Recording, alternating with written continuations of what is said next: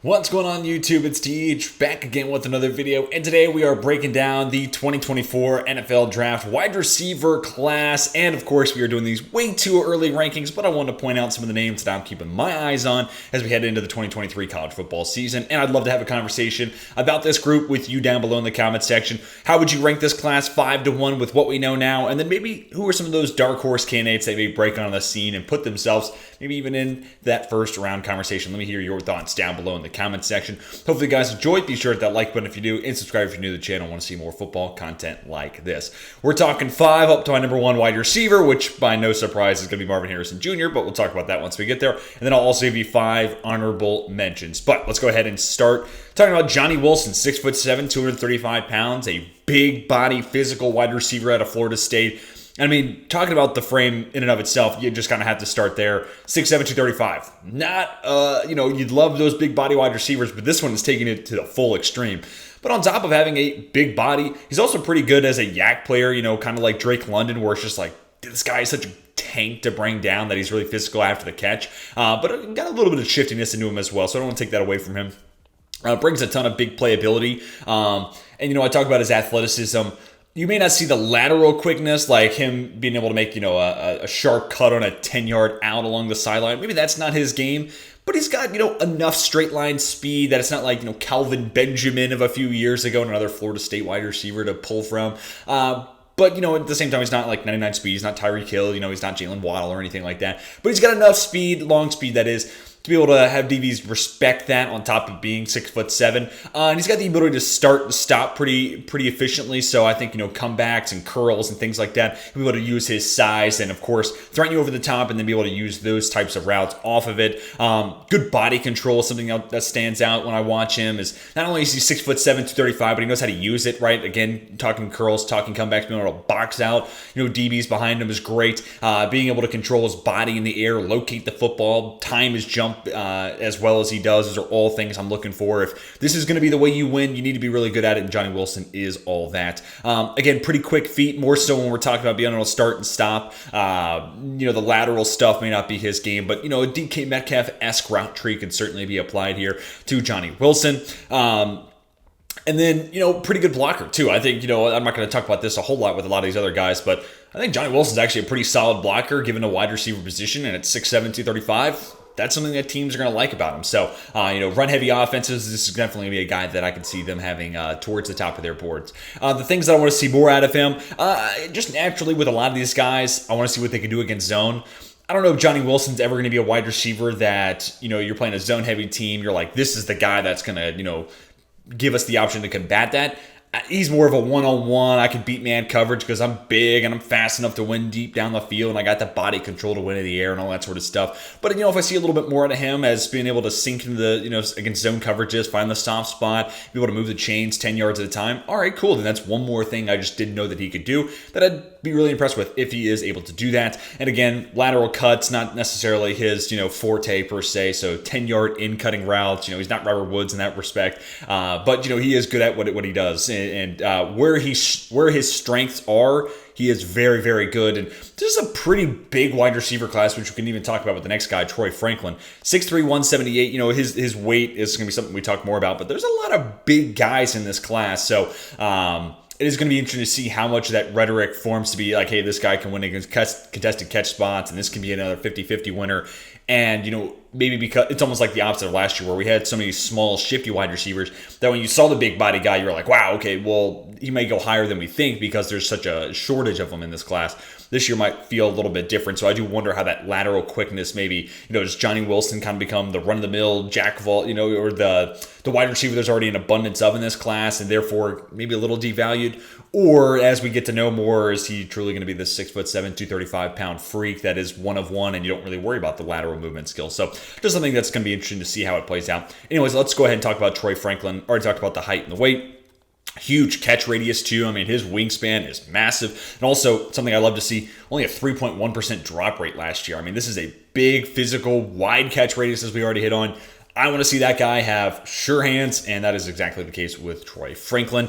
Pretty solid after the catch as well. Not a bad athlete whatsoever. When you talk about these big body guys, sometimes you just kind of assume they're not going to be much in the way of like special athletes with the ball in their hands. I don't think that's the case here with Troy Franklin. He is pretty good. I think he's got enough long speed to be able to attack and threaten over the top, which is always a nice skill set to have to pair with the fact that he's 6'3", and has shown that he can play on the outside and beat press reliably and consistently, which is huge too, because there's going to be some other guys that we talk about where it's like, yeah, he's got the frame to be an outside wide receiver, but I got to see him be able to beat press, consistently to know that for sure that guy can stick on the outside. I think Troy Franklin's been able to prove that. And last time we'll talk about blocking in this, but he shows the effort as a blocker. I don't think he's as good of a blocker necessarily as Johnny Wilson, which, is not the end all be all for sure. But the fact that he's 6'3", and he's a willing blocker. Again, if you're going to be that big, that's going to be something that teams are looking for, and it may move the needle to have you just bump up ahead of one other guy in this class. So it'll be interesting to see if we still see that effort this upcoming year with Oregon.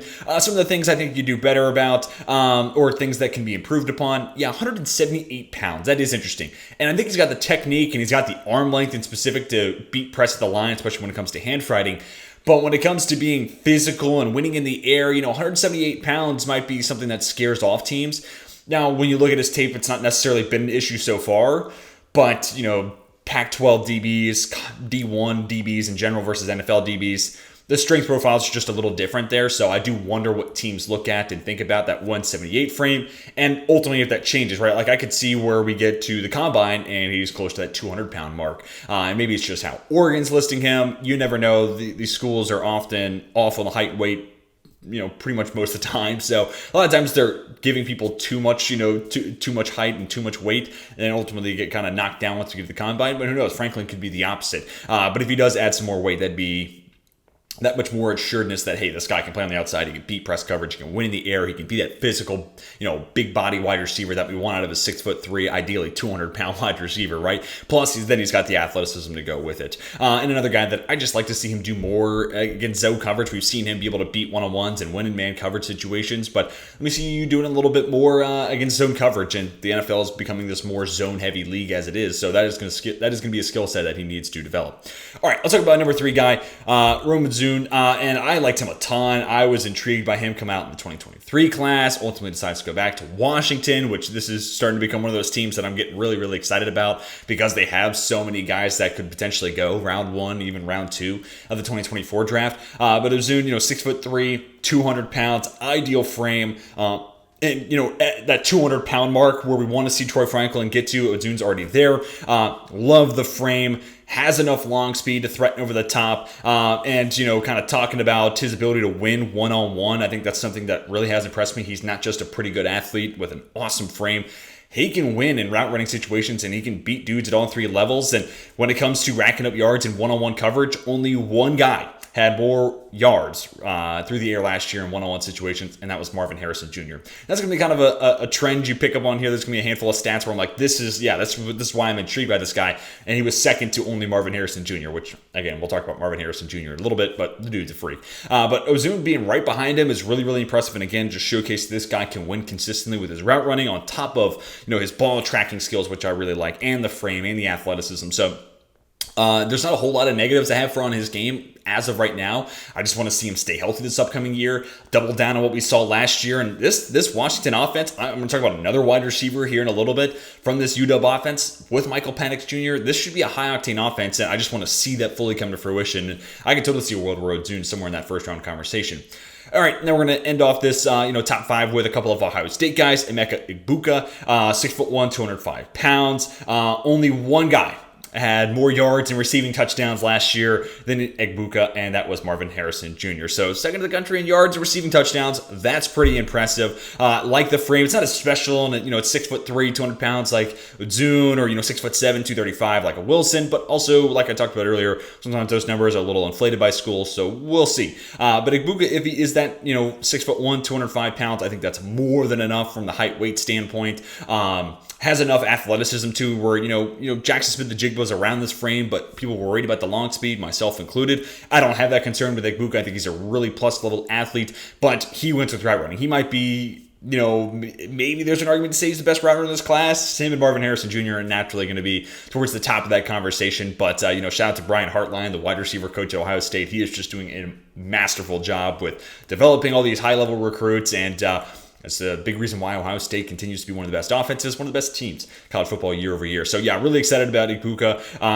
Some of the things there's one thing I want to see this year get improved upon, and I just want to see him play more on the outside. And I want to see him consistently beat press coverage. This is kind of the one thing we're missing on our bingo board right now for Ibuka. So as long as he shows that and it looks as good as everything else in this game, this is going to be a first rounder. And to no one's surprise, 6'4", 205-pound Marvin Harrison Jr. is my wide receiver one. And kind of like Brock Bowers when we get to the tight end position, like if he's not your number one, I got a lot of questions for you, but it's the route running. He's got a bigger frame and more weight than his dad. The contested catch ability, the hands in general. He's a good athlete. He shows up in the big moments. He can beat press. You can use him as a yak. I mean, there's just not much you can't do with Marvin Harrison Jr. And, I see this a ton throughout the 2023 draft cycle. He would have been my number one wide receiver in last year's class. He would have been a top 5 pick, close to lock, top 10 guaranteed. I call that a lock. So yeah, he would have been a special prospect in last year's class, and there's no reason I think that he's not going to be that in the 2024 class. And I haven't put together a total big board yet, which actually talk about that. If you become a channel member, I have channel memberships available here. I'm going to be using my notes and posting that. So if you want to see my notes as they kind of get built up throughout the year, definitely become a channel member. You can do it as low as I think $1 or $2 a month. So do that. That way you can see my notes as I'm kind of combing through and updating them throughout the season. I've already got the position groups we've already done in the docs. So I'm going to be posting that here pretty soon. But once I put together my big board, I wouldn't be surprised if Marvin Harrison Jr. is my number one guy, especially in this preseason, phase. I just think this guy could already be a dominant NFL player. So, it's kind of hard not to see him as that number one guy. Anyways, long tangent aside, there's 5 through 1. Let's go ahead and talk about some honorable mentions. We start with a couple of Texas players. Xavier Worthy, so 6'1", 164. And therein lies where I want to start with the weight. That number's got to come up. Look, he is a super explosive, very fast, very twitchy athlete. He is both great as a deep threat as well as a yak weapon. And 2 years ago, Texas used him a ton as a yak weapon, and he was one of the most efficient yards after the catch weapons in the country. Last year, the Longhorns used him primarily as a deep threat. And I hope this year we got to see those worlds collide. I want to see him utilized as, an extension of the run game. I want to see him in those bubble screen situations.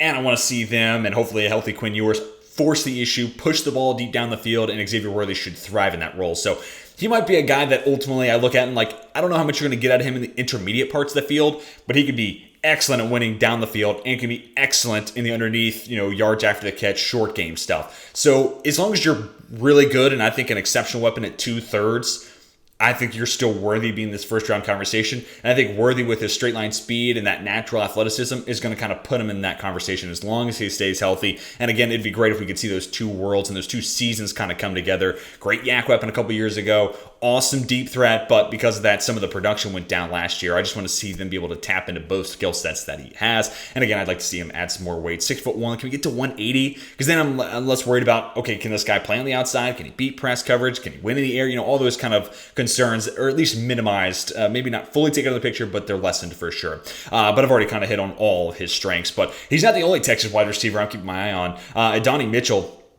transfer from Georgia, 6'4", 190, another guy that, maybe 10, 15 pounds, wouldn't mind seeing him add that, but awesome frame, but also a sudden athlete. Now, he may not have, the best over-the-top speed of anybody in this class, and he's probably not even the fastest wide receiver in Texas, right? So that's not how he's going to win, but he's a very sudden athlete. So on top of the fact that he's 6'4", 190, he is very quick to start and very agile too. So it's one of those things where, yeah, he's big, but you have to take into account how quick he is. Now, again, another guy who's quick, not as much fast, but nonetheless, that becomes a really interesting mismatch potential weapon there in that Texas offense and maybe even at the NFL level. Fluid route runner, really solid hands, love the big catch radius too.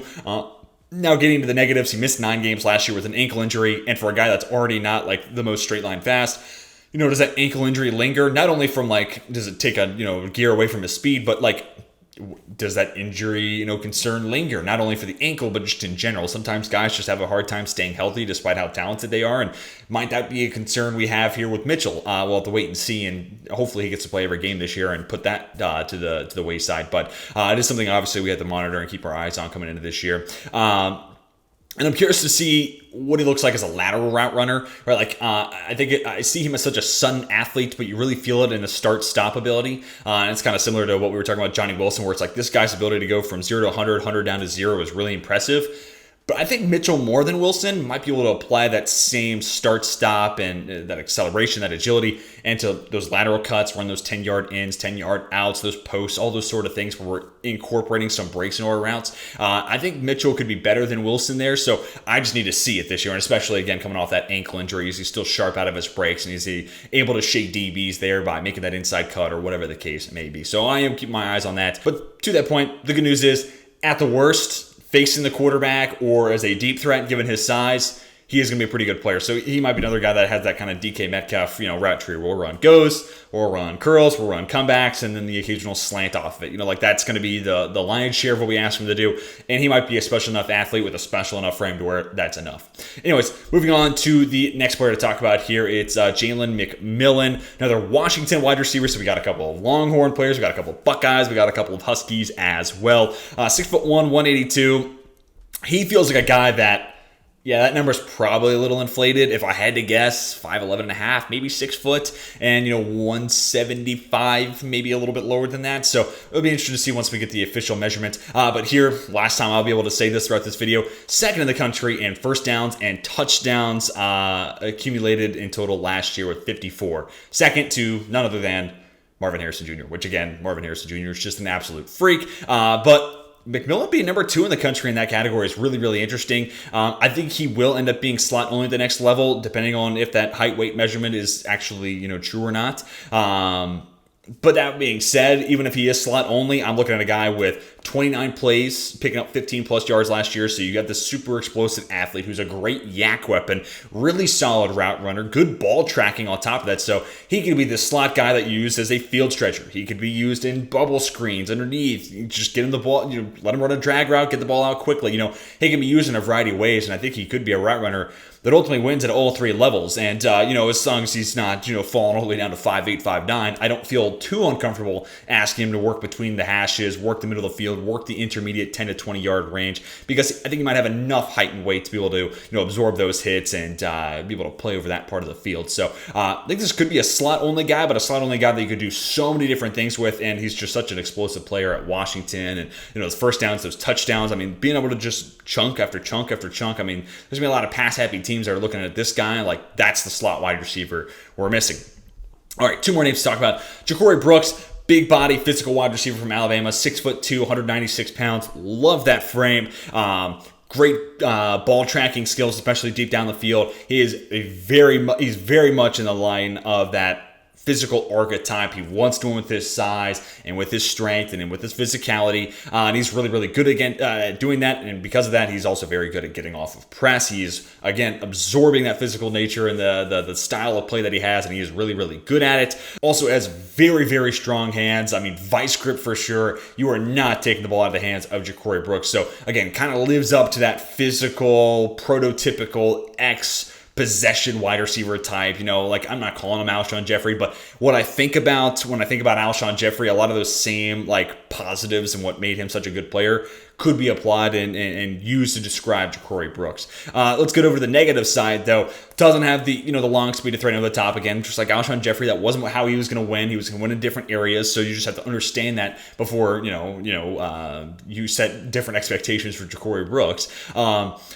And then my biggest issue, and this is kind of Rashee Rice 2.0, where it's because this guy is so good at fighting off college DBs and he is so good at playing through physicality that he kind of just brushes aside the notion of getting separation. Where this year I want to see him be able to create more separation, shed DBs, make dudes look silly with his route running, and create some chunk plays as opposed to he made that 10-yard catch, move the sticks at the first down, but it's did the DB have to be glued to his hip there? So it was some of the same concerns I had at Rashee Rice, where it's dude, sometimes you just got to lose a dude, and I know you want to win those 50-50 physical contested catch balls, but sometimes just be better than a guy, get open with your route running, and I want to see more of that from Ja'Cory Brooks this year. And the last guy I want to talk about is Jacob Cohen, and he was a guy that I had done some scouting for the 2023 draft, thinking there was a chance that he would come out. And I think he was on my way too early wide receiver rankings last year because he was this super explosive player at UTEP, and also had to note 5'11", 175, so probably a slot-only guy. But that being said, had some gaudy numbers at UTEP. And I love guys that go from small school and then take that step up to Power 5. I'll say the same thing about Jared Verse. Once we get to the edge rankings, I just love those guys who can handle a step up in competition. It makes me feel that much better about them being able to do the same thing when they get to the NFL. Jacob Counting goes from UTEP to then playing at Arizona, has 85 catches, over 1,000 yards, and 7 TDs. Yeah, that guy can play at the Power 5 level. So that was a big vote of confidence for me where it's like, yeah, he can handle that step up in competition. Great yak weapon. And not just because he is fast and he has elusiveness, this guy's vision is really, really nice for the wide receiver position. So he truly could be that extension of the run game, should be utilized heavily in the bubble screen game this year at Arizona, but as well as at the NFL level. This guy should be, when you need to turn your QB's brain off, but a team's stacking the box maybe, just throw this guy the bubble, let him pick up an easy 5+ yards. He is just that good with the ball in his hands, not just because of the athletic traits, but because he has that vision. He's just a fluid carrier of the football. He almost looks like he could be a running back in some ways. So love that skill set, and it's something that should certainly be tapped into. But again, also with how good of an athlete he is and how much long speed he has, he could be a guy that's a field-stretching slot. I think back to how I described Elijah Moore when he was coming out of Ole Miss. I think a lot of those skill sets could be there for Cowing as well. The cons and the limitations, he's probably going to be slot only, which, maybe he doesn't go to the first round because of that, but I still think he could become a really, really nice player to add on day 2. Probably not a guy that's going to be able to shed press and win those 50-50 balls. You just have to understand that and accept that when taking a shot on Cowing.